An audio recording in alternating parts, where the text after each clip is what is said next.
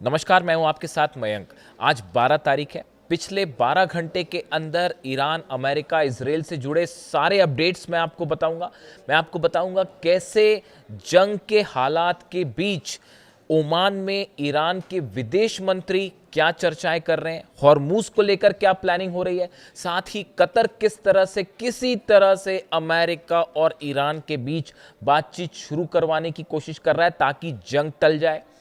Donald Trump और Saudi के crown Prince के बीच में क्या चर्चाएं हो रही है, और इजराइल और अमेरिका के जंगी जहाजों की संख्या कैसे बढ़ती जा रही है। खासकर हॉर्मूज में अमेरिका का aircraft carrier Abraham Lincoln Iran के बेहद करीब पहुंच चुका है, सिर्फ 150 मील की दूरी पर। ऐसे में अब आगे क्या हो सकता है, इसको लेकर हम चर्चाएं करेंगे। लेकिन देखिए, इस वक्त की जो सबसे बड़ी खबर है, अमेरिका ने एक बार फिर ईरान पर बड़ा हमला किया है। ईरान के 10 शहरों में धमाके हुए हैं। देखिए, जो खबरें हैं उसके मुताबिक बंदर अब्बास पे हमला किया गया है, सिरिक आइलैंड पर हमला किया गया है, यहां पे 4 से 5 धमाके हुए हैं। चाबार पोर्ट पर एक बार फिर निशाना बनाया गया है। हैदिंजान इलाके में धमाकों की आवाजें आ रही हैं। मशहर में 5 धमाके हुए हैं। अब्दान इलाके में कई धमाकों की खबरें हैं, और बुशहर में एक बार फिर 10 से ज्यादा ठिकानों पर मिसाइल और फाइटर जेट से हमले किए गए हैं। बुशहर में ये बड़ा हमला है। इसके अलावा कोनार्क जो है उसको भी एक बार फिर निशाना बनाया गया है। यानी करीब 10 शहरों में हमले किए गए हैं अमेरिका की तरफ से। और गौर करने वाली बात यह है कि ये हमले बहरीन से किए गए हैं। बहरीन में अमेरिका के जो बेस है वहां से मिसाइल्स दागी गई है, वहां से फाइटर जेट्स ने टेक ऑफ किया है। इस तरह की शुरुआती खबरें हैं। देखिए, हालात इस समय यह है कि एक बार फिर ईरान और अमेरिका के बीच जबरदस्त जंग छिड़ चुकी है। और जो खबरें थी उसके मुताबिक बीती रात हॉर्मूज में साइप्रस के एक जहाज को ईरान ने निशाना बनाया, आईआरजीसी ने निशाना बनाया। ईरान का कहना था कि ये साइप्रस का फ्लैग वाला जो जहाज था ये गलत तरीके से हॉर्मूज पार करने की कोशिश कर रहा था। जो रास्ता ईरान ने बताया है, आईआरजीसी ने बताया है, उसको बाईपास करते हुए एक बार फिर ओमान के करीब से ये जहाज ने हॉर्मूज को पार करने की कोशिश की, जिसकी मनाही कर रखी है ईरान ने। जिसका नतीजा ये हुआ कि आईआरजीसी ने इसके ऊपर मिसाइल अटैक किए और ये जहाज धू धू कर जलने लगा। इस पर कई क्रू भी मौजूद हैं जिनके रेस्क्यू का काम इस समय जारी है। तो देखिए, जैसे ही ये साइप्रस के जहाज पर हमले की खबरें आई उसके बाद अमेरिका ने एक बार फिर जो है ईरान को निशाना बनाया, ईरान पर हमले शुरू कर दिए। अब जो खबरें इस वक्त आ रही हैं उसके मुताबिक ईरान ने जबरदस्त पलटवार भी शुरू कर दिया है और बहरीन को निशाना साधते हुए कई मिसाइल्स लॉन्च कर दी गई हैं। ये लेटेस्ट खबरें आ रही हैं, ईरान ने पलटवार शुरू कर दिया है। देखिए, कल जिस तरह से ईरान के सुप्रीम लीडर मुस्तफा खामनेई का संदेश आया सामने, उसने पूरी दुनिया में सनसनी फैला दी। मुस्तफा खामनेई ने ऐलान कर दिया है कि अली खामनेई साहब की शहादत का बदला लिया जाएगा। ईरान में जिन लोगों को शहीद किया गया है उनके कत्ल का, उनके खून का बदला लिया जाएगा। सबकी नजरें इस बात पे थी कि मुस्तफा खामनेई की तरफ से क्या संदेश आएगा। देखिए, अली खामनेई साहब की को सुपुर्द खाक करने के बाद जो है कल दुआओं का दौर पूरे ईरान में देखा गया। अगले कई दिनों तक जो है दुआओं का ये दौर चलता रहेगा। कई जगह सभाएं हुई। इसी बीच जो है मुस्तफा खामनेई साहब का बयान सामने आया जिसमें उन्होंने कई बड़ी बातें कही। देखिए, उन्होंने जो पहली बड़ी बात कही वो बड़ी बात ये थी कि अली खामनेई साहब ने जो रास्ता दिखाया है उसी रास्ते पर अब ईरान आगे बढ़ेगा। उन्होंने कहा कि इमाम हुसैन ने हमें जो रास्ता दिखाया उस रास्ते पे हम आगे बढ़ेंगे। यानी उन्होंने इमाम हुसैन का भी जिक्र किया। और तीसरी बड़ी बात उन्होंने ये कही कि अली खामनेई साहब की शहादत का बदला ईरान मांग रहा है और मेरी कौम इस बदले को पूरा करेगी चाहे जो करना पड़े। देखिए ये बहुत बड़ा संदेश था, जिसके बाद पूरी दुनिया में जो है वो ये खबरें छा गई कि मुस्तफा खामेनी की तरफ से ये ऐलान हो गया है कि हम हत्यारों से बदला लेंगे। उन्होंने नाम नहीं लिया, लेकिन सीधा इशारा डोनाल्ड ट्रंप की तरफ था। डोनाल्ड ट्रंप जिस तरह से बार बार ये कह रहे हैं कि मेरे पे हमला हो सकता है और अगर मुझे कुछ हुआ तो मिसाइल दाग दी जाएंगी, इस तरह के बयान कल डोनाल्ड ट्रंप की तरफ से सामने आए। कई एक्सपर्ट्स का यह मानना है कि डोनाल्ड ट्रंप को अब हमले का खौफ सता रहा है, डोनाल्ड ट्रंप को हमले का डर लग रहा है। जिस तरह से करोड़ों लोग ईरान में सामने आए और उन्होंने मांग की अली खामेनी साहब के जनाजे के दौरान कि हत्यारों से बदला लिया जाए, उसके बाद अब मुस्तफा खामेनी का ये संदेश इस बात को बता रहा है कि किसी भी तरह की बातचीत, समझौता, उन चीजों से बात अब एक बार फिर बहुत आगे निकल चुकी है। और अब जो हमले हुए हैं 10 शहरों में, ये तीसरी बार हमला है एक हफ्ते के अंदर। देखिए खबरें ये भी सामने आई, हमने आपको पहले ही बताया था कि बुशर में जो पिछले हमले हुए, उन हमलों में इजराइल का हाथ था। ये बात अब खुलकर सामने आ गई है कि इजराइल की तरफ से बुशर में हमले किए गए, ऐसा कहना है ईरान का। लेकिन आज जो हमले हुए हैं, इन हमलों में अमेरिका के फाइटर जेट शामिल थे। अमेरिका का एयरक्राफ्ट कैरियर अब्राहम लिंकन जो है वो ईरान के करीब मौजूद है, ओमान की खाड़ी में है। करीब 19 डिस्ट्रॉयर्स ऐसे हैं, 19 जंगी जहाज ऐसे हैं अमेरिका के, जो ओमान की खाड़ी के आसपास मौजूद हैं। इसी के साथ ही बड़ी संख्या में F-35 जेट्स का, F-16 जेट्स का मूवमेंट देखने को मिल रहा है। यानी ईरान को घेरने की तैयारी शुरू हो गई है बड़े स्तर पर। और यह भी बताया जा रहा है कि अमेरिका की कोशिश है कि इस बार अगर ईरान के खिलाफ बड़ा एक्शन होता है, जंग होती है, तो नेटो देशों को भी इसमें शामिल किया जाए। ये अपने आप में एक बड़ा डेवलपमेंट है। अमेरिका की कोशिश है कि नेटो को भी, जितने देश हैं उनको भी अमेरिका के खिलाफ जंग में शामिल किया जाए। एक अहम खबर से मैं आगे बढ़ना चाहूँगा। डोनाल्ड ट्रंप का बयान आपने देखा। डोनाल्ड ट्रंप के बड़े 2-3 रोचक बयान सामने आए हैं, जिसमें ऐसा लगता है मानो डोनाल्ड ट्रंप का खौफ और डर अब सबके सामने आना शुरू हो गया है। वो ये कह रहे हैं कि अगर मुझ पर हमला हुआ तो 1000 मिसाइल्स ईरान पर दाग दूंगा। ये बयान आपने कल सुना होगा कि उन्होंने सोशल मीडिया पर लिखा कि मैंने अमेरिका की सेना को आदेश दे रखा है कि अगर मेरे पे हमला होता है तो उसके बाद ईरान पर कैसे हमले किए जाएंगे, 1000 मिसाइल्स दाग दी जाएंगी, कई साल तक हमले किए जाएंगे, हम ईरान का नामो निशान मिटा देंगे। इस तरह की बातें उन्होंने की। तो बड़े सारे एक्सपर्ट्स जो एनालाइज करते हैं डोनाल्ड ट्रंप, उनका कहना है, उनका ऐसा मानना है कि अब ये क्या डोनाल्ड ट्रंप का डर सामने आ रहा है, डोनाल्ड ट्रंप को खौफ है किसी चीज़ का। बताया जाता है मोसाद ने इनपुट दिया, जैसी खबरें चल रही थी कि मोसाद की तरफ से ये इनपुट आया और नेतन्याहू ने ये जानकारी दी डोनाल्ड ट्रंप को कि ईरान जो है वो हमला कर सकता है, डोनाल्ड ट्रंप को निशाना बना सकता है। उसके बाद इस तरह की तमाम बातें अमेरिका में भी उस पर चर्चाएं शुरू हो गई हैं।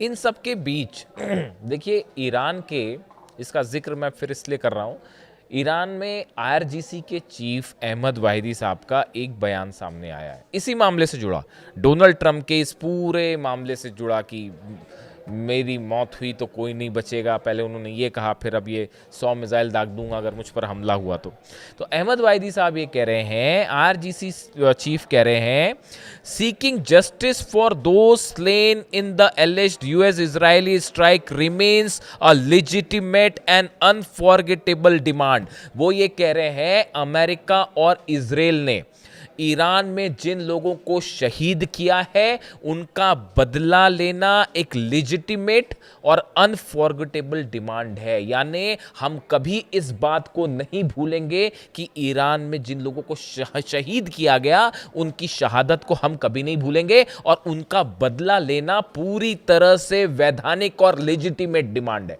ये कौन कह रहा है? ये IRGC के चीफ कह रहे हैं। देखिए डोनाल्ड ट्रंप के इस खौफ का एनालिसिस कर रहे हैं हम। डोनाल्ड ट्रंप ये जो डर दिखा रहे हैं कि भाई कहीं मुझ पे हमला ना हो जाए, और अपना प्लेन बदलना पड़ गया उनको, और अपना रूट भी जो है बार बार बदलना पड़ गया उनको वापस जाते वक्त नेटो से। तो इसकी क्या वजह थी, ये इसके पीछे की हकीकत हम इसको एनालाइज कर रहे हैं। देखिए जो गुस्सा देखने को मिला अली खामेनी साहब की फ्यूनरल के दौरान, उनके जनाजे के दौरान, जो तस्वीरें, जो डिमांड, जो नारे सामने आए ईरान से, उसने दरअसल हकीकत ये है कि पूरे अमेरिका को हिला कर रख दिया। जब 9 करोड़ लोग एक साथ अगर बदले की मांग करें, सड़कों पर आंसुओं का जो है वो सैलाब था और हर आंसू में आक्रोश था और ये मांग हो रही थी कि बदला लो बदला लो। उसको देखकर, उस अली खामनेई साहब के जनाजे की तस्वीरें देखकर अमेरिका के बड़े बड़े एक्सपर्ट ये कहना शुरू कर चुके हैं कि अब ईरान किसी सूरत में ना यूरेनियम देगा ना न्यूक्लियर डील करेगा, चाहे डोनाल्ड ट्रंप अपना जो करना है कर ले। ये बात तय हो चुकी है। अली खामनेई साहब के जनाजे की तस्वीरें देखने के बाद, उसका गुस्सा देखने के बाद, ये तस्वीरें इन्होंने America, pentagon, CIA, Mossad, Israel सबको हिला कर रख दिया है और पूरी दुनिया इस बात को समझ चुकी है अब कि ईरान को न झुकाया जा सकता, न डराया जा सकता और ईरान तो अब मूड में ही नहीं है इस बात को लेकर कि यूरेनियम को लेकर कोई डील की जाए और न्यूक्लियर निगोशिएशंस किए जाएं या फिर किसी तरह का कोई समझौता हो। भूल जाइए उस बात को। वो उस आक्रोश में बह गया, ये जो MOU था वो बह गया, वो अंडरस्टैंडिंग्स जो वाली बातें थी वो सब खत्म हो गई उन आंसुओं के सैलाब में जो अली खामनेई साहब के जनाजे में देखने को मिली। तो अब देखिए ये अहमद वाहिदी साहब का बयान देखिए। पहली बात वो कह रहे हैं कि जो शहीद हुए हैं ईरान में उनका बदला लेना जो है वो एकदम लेजिटिमेट होगा और अनफॉरगेटेबल होगा, हम भूलेंगे नहीं।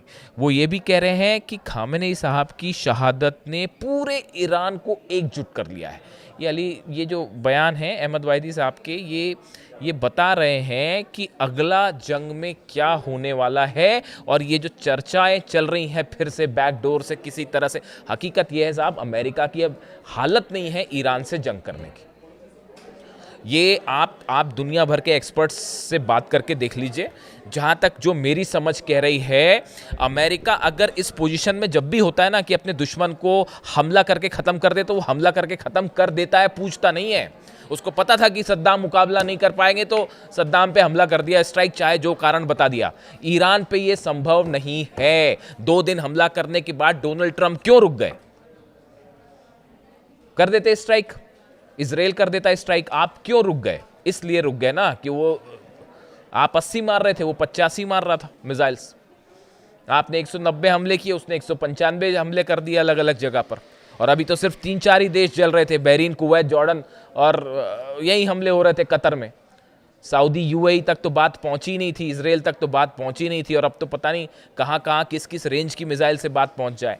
तो देखिए यही बात कह रहे हैं अहमद वाहिदी साहब, कह रहे हैं कि अली खामनेई साहब की शहादत ने पूरे ईरान को एकजुट कर दिया है और आक्रोश से भर दिया है और हर कोई उनके खून का बदला चाहता है। ये IRGC के चीफ कह रहे हैं, ईरान की सेना IRGC के चीफ जो हैं उनके शब्द हैं, जिन्होंने खामनेई साहब पर हमला करवाया है या हमला किया, उन सब से बदला लिया जाएगा। वो ये कह रहे हैं किसी भी कीमत पर हम उन्हें माफ नहीं करेंगे। जो अली खामनेई साहब के असैसिनेशन में शामिल थे, उनकी शहादत की प्लानिंग में, उन पर हमला करने की प्लानिंग में शामिल थे, उनसे बदला लिया जाएगा।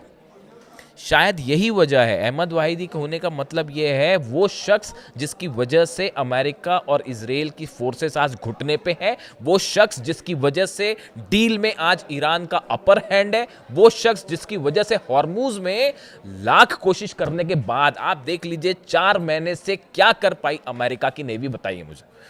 मेरे को इस तरह के कई बार कमेंट्स आते हैं, मेरे ऊपर आरोप लगते हैं कि भाई आप जो है वो फेवर कर रहे हो ईरान का, या आप इस तरह की कई बार मेरे पे कुछ दर्शकों के कमेंट होते हैं। आप बता दीजिए दुनिया की सबसे बड़ी नेवी फोर्स हॉर्मुज में क्या कर पाई, बताइए। एक अकेला देश है ईरान, सब अगेंस्ट, पूरे अरब देश अगेंस्ट खड़े हैं, इजराइल अगेंस्ट खड़ा है, अमेरिका जो है वो इतनी बड़ी फोर्स लेके, आप 2-2 एयरक्राफ्ट कैरियर लेके आए, एक जल के चला गया ना साहब वापस। क्या कर पाए आप? हॉर्मुज में क्या बिगाड़ पाए ईरान का, बताइए। आज भी ये हालात है कि जब ईरान का मन होता है वो जहाज़ों को ठोकता है। देखें ना कैसे दुबई का UAE का जहाज़ ठोका और कैसे सऊदी का जहाज़ ठोका। तो आप ये बताइए कि क्या कर पाए आप हॉर्मुज में? अरे आप हॉर्मुज में कुछ नहीं कर पाए, तेहरान में अंदर घुस के ईरान पे क्या बम्बार्डमेंट करोगे? बच्चा भी जानता है साहब, जो डिफेंस एक्सपर्ट होता है ना, बच्चा भी जानता है कि एयर स्ट्राइक्स करके किसी को आप नहीं हरा सकते।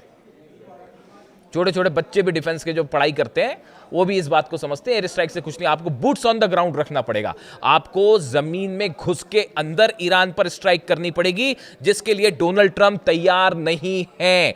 अमेरिकन एक्सपर्ट्स ने बता रखा है कि अगर आप एक्शन करते हैं, ग्राउंड एक्शन करते हैं ईरान में, तो उसमें कैजुअलिटी होगी। अगर आप 100 सोल्जर्स भेज रहे हैं तो 35 मारे जाएंगे साहब। इसीलिए बूट्स ऑन द ग्राउंड्स नहीं हो पा रहा है। अब जो डोनाल्ड ट्रंप कह रहे हैं कि ये जो बार बार इस बात की चर्चाएं हो रही हैं कि भाई अगर मेरे पे हमला होता है, मेरी मौत होती है, तो मैं ऐसा कर दूंगा वैसा कर दूंगा, उसी को लेके अहमद वाहिदी साहब ने इसका जवाब दिया है। कुछ खबरों की तरफ आते हैं। देखिए, ओमान में बड़ी बैठक हुई है, ईरान के विदेश मंत्री ओमान की यात्रा पर हैं, वहाँ पर तमाम चर्चाएं हुई हैं, हॉर्मूज़ के मैनेजमेंट को लेकर तमाम चर्चाएं हुई हैं। लेकिन देखिए, हॉर्मूज़ को लेकर जब भी कोई भी प्रस्ताव होता है, ईरान बड़े समय से इस बात को चाह रहा है कि हम ओमान के साथ मिलकर इसको मैनेज करें। लेकिन हुआ क्या, अमेरिका ने ओमान के साथ मिलकर ही अल्टीमेटली वो बाईपास रास्ता बनाने की कोशिश की ईरान की सेना की बिना जानकारी के, और ईरान ने जहाज़ ठोके। उसका नतीजा ये है कि ये फिर से हमले हुए, 3 दिन जो हमले हुए। ऐसे में ओमान के साथ कोई बातचीत, इन सब बातचीत का बहुत ज़्यादा मायने नहीं है। ये देखिए ऐसे हैं, ये एक सिचुएशनल स्थिति होती है और उसको वो कैसे आगे डेवलप होगी उस पर नतीजा होगा। कतर की तरफ से लगातार कोशिश हो रही है कि किसी तरह से जो है बैक ऑन द ट्रैक हो डिप्लोमेसी, और ईरान और अमेरिका के बीच जंग ना हो। कतर भी उस कोशिश में जुला हुआ है। कतर ने भी अपना डेलीगेशन तेहरान भेज चुका है और वो सबसे मुलाकात हो रही है कि भाई किसी तरह से जंग टाली जाए। कई देश इसमें कोशिश कर रहे हैं। देखिए, इसी बीच एक बेहद अहम खबर ये भी है कि डोनाल्ड ट्रंप ने सऊदी के क्राउन प्रिंस मोहम्मद बिन सलमान से फोन पर बात की और उनसे उन्होंने हॉर्मूज को लेकर, ईरान को लेकर डिटेल में डिस्कशन किया है। अब देखिए हकीकत क्या है, हालात क्या है। मोहम्मद बिन सलमान नहीं चाहते कि ईरान और अमेरिका की फिर से जंग हो। ये बात अब कई सोर्सेस से अलग अलग लेवल पर कंफर्म हो चुकी है। इसकी 2 बड़ी वजह है। मोहम्मद बिन सलमान को ये लग रहा है, पहली बात तो ये लग रहा है कि भाई उनका डिफेंस सिस्टम ऐसा नहीं है कि वो ईरान की खुर्रम शहर, फतेह 2 और बाकी की जो बैलिस्टिक मिसाइल्स हैं उनको रोक पाए। ये बात साफ है। ना थार्ड रोक पाया, ना पेट्रियट रोक पाया। आपने अभी देखा कि क्या हुआ, किस तरह से जो है कुवैत में जो पेट्रियट सिस्टम लगा हुआ था, जो डिफेंस सिस्टम लगा हुआ था, उसके ऊपर मिसाइल गिरी है, खैबर मिसाइल। तो वो कैसे सऊदी कैसे उसको रोक पाएगा। तो पहली बात तो सऊदी इस बात को जान रहा है कि भाई ईरान से उलझने का कोई मतलब नहीं है। वो 40 दिन की जंग में सब साफ हो चुका है कौन किस पर भारी, पहली बात। दूसरी बात, सऊदी को ये लग रहा है कि भाई जो मोहम्मद बिन सलमान का जो बड़ा इकोनॉमिक एजेंडा है 2030 को लेकर, हालांकि वो ऑलरेडी डिले हो चुका है, पोस्टपोन हो चुका है, इतना बड़ा नुकसान हो गया है मिडिल ईस्ट में। तो उनको लगता है कि अगर जंग होती है तो उससे भी बड़ा नुकसान हो जाएगा, ऑयल रुक जाएगा, इन्वेस्टमेंट रुक जाएगा। तो वो एक जो इकोनॉमिक प्लान लेके चल रहे हैं सऊदी का, वो तेल लेने चला जाएगा। तो ऐसे में वो डोनाल्ड ट्रंप के साथ देने को राजी नहीं है। इसी वजह से डोनाल्ड ट्रंप हॉर्मूज में जो दूसरा एक्शन लेना चाह रहे थे वो रोकना पड़ गया, वरना अगर सऊदी मदद करता तो शायद मिलिट्री एक्शन हो गया होता। सऊदी जो है उसके लिए तैयार नहीं है। अब देखिए इसका तोड़ क्या निकाला गया। ये जो आजकल तुर्की और डोनाल्ड ट्रंप में जो खूब दोस्ती चल रही है, जिसकी चर्चाएं हैं तमाम की, यहाँ तक कि कांग्रेस की मंजूरी नहीं है फिर भी F-35 देने को तैयार है एर्दोगान को और तुर्की को। और तुर्की अब बात क्या कह रहा है कि भाई देखिए ये डील इसलिए नहीं हो सकती, पिछली बार नहीं हुई थी, आपको पता ही होगा, हिस्ट्री सब जगह है ही। S-400 सिस्टम रूस से खरीद रखा है तुर्की ने। तो अमेरिका कांग्रेस का ये रूल है कि भाई जो उसने S-400 सिस्टम जिस देश ने खरीद रखा है रूस से, हम उसको F-35 नहीं देंगे, ये शर्त होती है। इसीलिए तुर्की को अभी तक F-35 नहीं मिला, क्योंकि वो जो है उन्होंने S-400 रूस से ले रखा है। तो अब एक नई सिचुएशन खड़ी हो गई है। तुर्की ने अपील की है पुतिन से और रशिया से, वो ये चाहते हैं कि हम अपना S-400 जो है वो UAE को बेच दें। UAE एक अलग परेशान देश, उनको ये लग रहा है कि भाई किसी तरह से जो है हमको डिफेंस सिस्टम मिल जाए, वरना जो है उनकी सबसे बड़ी चिंता ये है UAE की कि फिर से जब दुबई और अबू धाबी पर मिसाइल्स गिरेंगी तो उसे कैसे रोका जाए, वो अलग परेशानी है। इसलिए वो तमाम जगह जो है वो डील करते फिर रहे हैं कि भाई कहीं जो है वो ईरान की मिसाइलों से रक्षा करने के लिए हमें डिफेंस सिस्टम मिल जाए, वो उस कोशिश में लगे हैं। तो अब ये एक नई चर्चा शुरू हो गई कि क्या तुर्की अपना S-400 जो है वो UAE को देने जा रहा है। ऐसी सूरत में S-400 की जो टेक्नोलॉजी है, इसको लेकर रूस हमेशा से सतर्क रहता है कि ये टेक्नोलॉजी जो है S-400 की, ये किसी नेटो कंट्री के हाथ में ना जाए, यानी खासतौर पर अमेरिका के पास ना जाए। हालांकि ये कहा नहीं जा सकता कि चली गई है या नहीं गई है, लेकिन फिर भी तो ऐसे हालात में अब देखिए कोशिश जो तुर्की को पास लाने की कोशिश है डोनाल्ड ट्रंप की, ये सऊदी का काट है असल में। देखिए सऊदी डोनाल्ड ट्रंप इस बात को समझ चुके हैं कि मोहम्मद बिन सलमान या फिर सऊदी अरब जो है या अरब देश अब उस तरह से अमेरिका के साथ नहीं खड़े हो पाएंगे जैसे पहले खड़े थे। पैसा देना एक अलग बात होती है साहब, जंग करना एक अलग बात होती है, तो वो नहीं होंगे। इसीलिए इस पूरे क्षेत्र में एक नए मजबूत सहयोगी के रूप में एर्दोगान को देख रहे हैं और तुर्की को देख रहे हैं। ये सऊदी का प्रभाव कम करने की कोशिश है, लेकिन समस्या ये है कि जब ईरान से जंग की बात होगी तो सऊदी का रोल हमेशा अहम होगा और मोहम्मद बिन सलमान उसके लिए राजी नहीं है। तो अब ट्रंप ने फिर बात की है कि हॉर्मुज को लेकर क्या किया जाए। इस तरह की जो खबरें सामने आई कि अमेरिका का ये कहना है कि हम बात तभी करेंगे जब ईरान इस बात की गारंटी दे कि हॉर्मुज पूरी तरह से खुला रहेगा। अरे माय डियर फ्रेंड, वो तो पहले ही खुला हुआ था। ईरान ने कब बंद किया था हॉर्मुज? वो तो पहले से खुला हुआ था। अपनी ब्लॉकेट्स और 17 वॉरशिप लेकर तो आप वहां पर पहुंचे थे। मतलब इसीलिए देखिए, कहा जाता, मैं कई बार कहता हूं अमेरिका में, मैं सुनता कई लोगों को, तो ये कहते हैं कि भाई how not to do a foreign policy, ये उसका परफेक्ट एग्जाम्पल है। डोनाल्ड ट्रंप ने और अमेरिका ने वो एग्जाम्पल पेश किया है कि विदेश नीति कैसे ना की जाए, how not to do a foreign policy, this is the perfect example. वो पहले से हॉर्मुज खुला था, उसको बंद करवा दिया, अब हाथ पैर जोड़ रहे हैं कि साहब इसको खोल दो, इसको खोल दो, इसको खोल दो, क्योंकि रूस का ऑयल जल रहा है, उस पर नजर रखिए आप। वो अलग से मैं बात करूंगा, रूस, चीन और ईरान की तीनों के ईरान के एटमी प्रोग्राम को लेकर बड़े डेवलपमेंट है रशिया चाइना के बीच में। तो सिर्फ डोनाल्ड ट्रंप अपनी प्लानिंग नहीं कर रहे, रूस चीन भी बड़ी मजबूत प्लानिंग में है, उस पर अलग बात करेंगे। तो अभी हालात ये है कि सलमान से बात की है, मोहम्मद बिन सलमान से जो है ट्रंप ने बात की है। हॉर्मुज को लेकर भी अमेरिका कुछ नहीं कर पा रहा। बिना ईरान की परमिशन के हॉर्मुज नहीं खुल सकता, जंग का कोई नतीजा होगा नहीं। ऐसे सूरत में हॉर्मुज फिर से बंद होना तय है। रूस का ऑयल ऑलरेडी जल रहा है, 112 से 13 ऑयल रिफाइनरीज और ऑयल ठिकानों पर हमले हो चुके हैं, तेल की कमी है। ऐसे में अगर ईरान पूरी तरह से हॉर्मुज बंद कर दे, हो गया काम। तो फिर अब उसके लिए भी डोनाल्ड ट्रंप तैयार नहीं है, इसीलिए हमले रोके गए ईरान पर। 3 दिन ये हमले जो चले और रोके गए। और देखिए एक बात और, ये बात भी अब साफ हो चुकी है, जो तीसरा मैं आपको कह रहा था पिछले वीडियो में, मैंने आपको बताया था जिसमें मैंने रेडिएशन वाली बात की थी, कि जो तीसरे हमले हुए, तीसरे दिन जो हमले हुए, सेंटकॉम ने कह दिया साहब हमले नहीं किए, अमेरिका ने कह दिया हमले नहीं किए। तो हुए कैसे हमले? यही शक मैं जता रहा था बार बार आपको कि इजराइल के फाइटर जेट्स भी इसमें शामिल थे। जो हमले अमेरिका की तरफ से हो रहे थे, इजराइल का उसमें नाम नहीं था, लेकिन इजराइल के फाइटर जेट्स उसमें शामिल थे। और तीसरे दिन शायद ये बात हुई कि कोऑर्डिनेशन की कुछ कमी हुई और इजराइल ने अपने हमले जारी रख दिए और वो 3 जगह धमाके हो गए। और ये बात साफ हो गई, इसलिए ईरान ने ये कहा है, अब ईरान ने साफ ऐलान कर दिया है कि अब हमला कोई भी करे हम पे, चाहे अमेरिका हमला करे, चाहे कोई अरब देश हमला करे, नतीजा ये होगा कि साहब इजराइल पर तो हम हमला जरूर करेंगे। ये ईरान का ऐलान हो गया है कि अब हमला हम पे कोई भी करेगा, चाहे डोनाल्ड ट्रंप करवाए, चाहे सऊदी करवाए, चाहे यूएई करवाए या कोई अरब देश करवाए, अगर ईरान पर हमला होता है, स्ट्राइक होती है, तो our first target will be Israel. हम इजराइल पर हमला जरूर करेंगे। तो वो जो एक कॉन्स्पिरेसी थी वो सामने आ गई है। और बुशर पर जो आखिरी दिन हमले हुए हैं, बुशर के कोर प्लांट से बड़े कुछ मीटर की दूरी पर ही मिसाइल्स गिरी हैं। इसने इजराइल इस एक्शन ने रूस को खास तौर पर अलर्ट कर दिया है। बताया जा रहा है कि पुतिन ने खुद बात की है ईरान के बड़े अधिकारियों के साथ कि अगर बुशर के प्लांट से रेडिएशन हो गया तो उसका क्या होगा और उसे कैसे रोका जाए। इसको लेकर चर्चाएं शुरू हो गई हैं। यानी माना जा रहा है कि बुशर प्लांट निशाने पे, देखिए नतांज, फोर्दो, इस्फहान से अब रेडिएशन नहीं होगा। वहाँ तो जो कुछ है मलबे के नीचे साहब, अब उस पर कुछ नहीं होगा हमला, वहाँ से रेडिएशन नहीं होगा। रेडिएशन होगा इस बुशर के प्लांट से, जहाँ पर 2 न्यूक्लियर रिएक्टर्स इस समय काम कर रहे हैं और सेंट्रीफ्यूजेस लगे हैं। वो मिसाइल अगर उस दिन गिर गई होती उस बुशर के ऊपर, प्लांट के ऊपर, तबाही मच गई होती, तबाही। इसको लेकर रूस की तरफ से बड़े अलर्ट हैं, प्लान तैयार हैं। तो इन हालात में दोनों तरफ से बड़ी जंग की तैयारी है। ईरान की तरफ से बताया जा रहा है, जो धमकी आई कि 1000 मिसाइल दाग देंगे, उसके बाद ऐसी भी खबरें हैं ईरान से कि ईरान ने अपनी 1000 मिसाइल्स रेडी कर ली हैं। यानी अमेरिका की 1000 मिसाइल वर्सेस ईरान की 1000 मिसाइल्स। इससे जुड़ा जो भी अपडेट होगा आप तक पहुंचाऊंगा। वीडियो कैसा लगा ज़रूर बताइए। Thank you so much.